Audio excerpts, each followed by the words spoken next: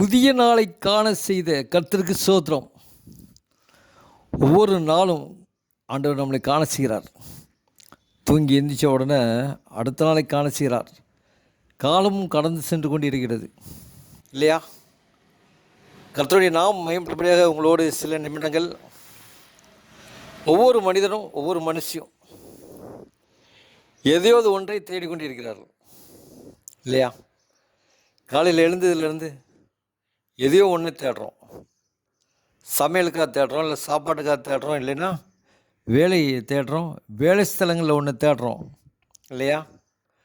எதையோ ஒன்று தேடிடுறோம். காலையிலேருந்து நைட்டு வரைக்கும் எதையோ ஒன்றை தேடிடும். இல்லை யாரையாவது தேடிடும், யார்டையாவது பேசுகிறதுக்காக தேடுறோம் இல்லையா? எதையோ ஒன்று தேடிக்கொண்டே இருக்கிறோம். வேலைக்கு போயாச்சு, சொந்த வேலையாக இருந்தாலும் சரி, அங்கே போய் வியாபாரத்தை தேடுறோம். யாராவது வருவாங்களான்னு தேடுறோம் இல்லையா? ஆஃபீஸில் போனால் ஒவ்வொரு சூழ்நிலையும் எதையாவது ஒன்றை தேடிக்கொண்டே இருக்கிறோம். நம்முடைய எண்ணங்களில் எதையோ ஒன்று தேடுறோம், நினைவுகளில் ஒன்று தேடுறோம். நம்ம வாழ்நாளில் ஒவ்வொரு காரியங்களையும் ஒவ்வொரு தேடுதலாக தேடிக்கொண்டிருக்கிறோம்.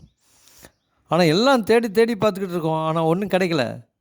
ஆனால் ஒன்றே ஒன்று தேடணும், முக்கியமாக அதை விட்டுருதோம். அதான் பைபிளில் வசனம் சொல்லுது, அழகாக சொல்லுகிறது அந்த வசனம். மத்தேயு 6ஆம் அதிகாரத்தில், முதலாவது தேவனுடைய ராஜ்யத்தையும் அவருடைய நீதியையும் தேடுங்கள், அப்பொழுது இவைகளெல்லாம் உங்களுக்கு கூட கொடுக்கப்படும். அல்லேலூயா. முதலாவது தேவனுடைய ராஜ்யத்தை அவருடைய நீதியும் தேடணுமா, அப்பொழுது இவைகளெல்லாம் உங்களுக்கு மேலே கூட கொடுக்கப்படும் சொல்லுங்க. நீங்கள் என்னெல்லாம் தேடிட்டு இருக்கீங்களோ அதெல்லாம் பெஸ்ட்டாக குவாலிட்டியாக கிடைக்குமா?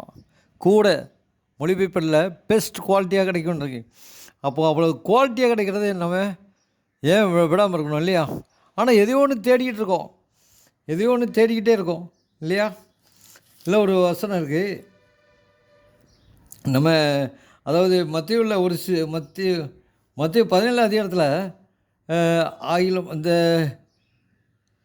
ஆகிலும் நாம் அவர்களுக்கு இடரலாக இராதபடிக்கு நீ கடலுக்கு போய் தூண்டில் போட்டு முதலாவது அகப்படுகிற மீனை பிடித்து அதன் வாயை திறந்து ஒரு வெள்ளி பணத்தை காண்பாய், அதை எடுத்து எனக்காகவும் உனக்காகவும் அவள்கிட்ட கொடுத்து விடு அப்படின்னு சொல்கிறாங்க. ஆண்டவர் இயேசு கிறிஸ்து சொல்கிறாங்க. அதாவது இந்த ஒரு தேசத்துக்கு வந்திருக்காங்க, அங்கே வந்து வரி பணம் கட்டணும். நல்லா வரி பணம் கட்டுறதுக்கு என்ன பண்ணலாம் அப்படின்னு கேட்கும்போது தான் அவர்களுக்கு இடலாம் இல்லாத படிக்க அப்படின்னு இந்த வசனத்தை பார்த்தீங்கன்னா போதும். நம்ம அவரை தேடிட்டு இருக்கோம்னு வச்சுக்கோங்களேன், அவரை தேடுறவங்களுக்கு ஒரு நன்மையும் குறையப்படாதுன்னு வசனம் இருக்குது. அவரை தேடணும். தேடிட்டு இருக்க நமக்கு மற்றவங்களுக்கு முன்பாக நம்ம வந்து தேடுற உலகத்துக்குரிய காரியங்களை தேடிட்டு இருக்கோம்னா இடல் அடைகிற காரியமாக இருக்கும். யாருக்கும் நீ இடலாம் இருந்துடக்கூடாது தம்பி, நீ இடலாம் இருந்துடாத சகோதரி, மகளே இடலாம் இருக்கக்கூடாதுன்னு ஆண்டவர் விரும்புகிறாங்க. ஆனால் நீ யாருக்கு இடலாகாத படிக்கு அது சொல்கிறாரு, நாம் அவர்களுக்கு இடலாம் இல்லாத படிக்கு. ஏன்னா நீ ஒரு வசனம் இருக்குது. இன்னைக்கு காலையில் ஒருத்தர் காலையில் ப்ரேயர் பண்ணாங்க. அப்புறம் வசனம் ஒரு சொன்னாங்க, கர்த்தரை தங்களுக்கு தெய்வமாய் கொண்ட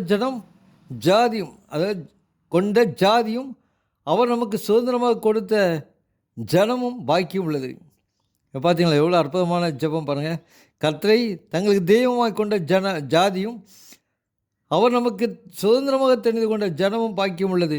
சங்கீதம் 33:12 எவ்வளோ அற்புதமான வார்த்தை பாருங்கள். இதில் தான் சொல்லப்பட்டிருக்கு. அந்த நேரத்தில் நீ போய் என்ன பண்ணுற, நீ போய் கடலுக்கு போய் தூண்டில் போட்டு முதலாவது அகப்பட்ட மீனை பிடித்து அதன் வாயை திறந்து பார், அதில் ஒரு வெள்ளி பணத்தை காண்பாய், அதை எடுத்து எனக்காகவும் உனக்காகவும் அவளை எடுத்து கொடுத்துட்டே அப்படிங்கிறார். மீனின் வயிற்றில் ஆண்டவர் வெள்ளி பணத்தை வச்சுருக்கார் இல்லையா? கர்த்தரை தேடுவர்களுக்கு ஆண்டவர் ஒரு காரியத்தை வச்சுருப்பார். நீங்கள் போய் பாரு, நீ ஏன் தேடிக்கிட்டு இருக்க அப்படின்னு. மத்தேயுவில் ஒரு வசனம் இருக்குது, 7:7 கர்த்தரை தேடுங்கள் அப்படின்னு போடுறது. கர்த்தரை தேடுங்கள் அப்பொழுது நீ அவர்களை கண்டடைவீர்னு சொல்லியிருக்காங்க. கர்த்தரை தேடும்போது அவர்களை கண்டடைவீர்னு சொல்லியிருக்காங்க. அவ்வளோ அற்புதமான ஆண்டவர் இல்லையா?